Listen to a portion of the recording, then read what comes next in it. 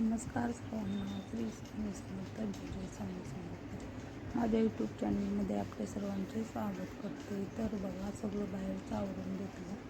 पाऊस तर दो पडत होता. त्यातून पाऊस थोडा थांबला. नंतर देवपूजा वगैरे करून घेतली. बघा, तर अशी देवपूजा केलेली आहे. आणि फुले थोडी मिळाली होती, ती फुले वाहून घेतली आणि मस्त अशी देवपूजा करून घेतलेली आहे. आणि पिंडीवर मी धोत्र्याचे फूल वाहिलेले आहे. आता अधिक महिन्यात बेल धोत्र्याचे फूल घालायचे आहे पिंडीवर आणि नाम जप करायचे आहे. श्री शिवाय नमस्तुभ्यं म्हणून आपली कोणतीही इच्छा असू दे ती पूर्ण होते.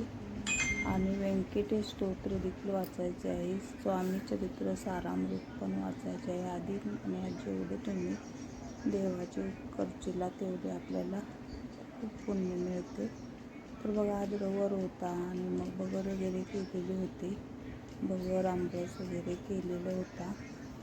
तर स्वामींना म्हणजे नैवेद्य दाखवून घेतला आणि स्वामींनी तो ग्रहण पण केला बघा. आणि आपले स्वामी कसे दिसतात ते कमेंटमध्ये नक्की सांगा. आणि स्वामी कोणत्या ना कोणत्या रूपात दर्शन देत असतात. आणि स्वामींनी बघा नैवेद्य ग्रहण केला. शाबू वगैरे खूप पसंत आली स्वामींना आणि आमरस. तर स्वामींनी ग्रहण केली आणि नंतर मी इकडे तिकडे काम करायला लागले. तर बघा, स्वामींनी साक्षात आरतीमध्ये दर्शन दिलेले होते. पुन्हा येऊन बघते तर स्वामींनी साक्षात त्या आरतीमध्ये दर्शन दिलेले होते. पुन्हा मग दर्शन वगैरे घेतलं आणि राहिलेली कामे केली. आणि आज मला बाहेर जायचे होते, जरा काय सामान आणायचे होते, ते आवरून गेले. आणि 4 वाजेपर्यंत घरी आले तर पाऊस चालू झाला. पाऊस इतका पडला, वारं वगैरे, झाडं झुडपे सगळी पडली, लाईटा गेल्या, वीज कडकडत होती. 2-4 वेळा जर वीज पडली. इतका पाऊस झाला की बोलायचं काय नाही. आम्हाला तर भीती वाटत होती.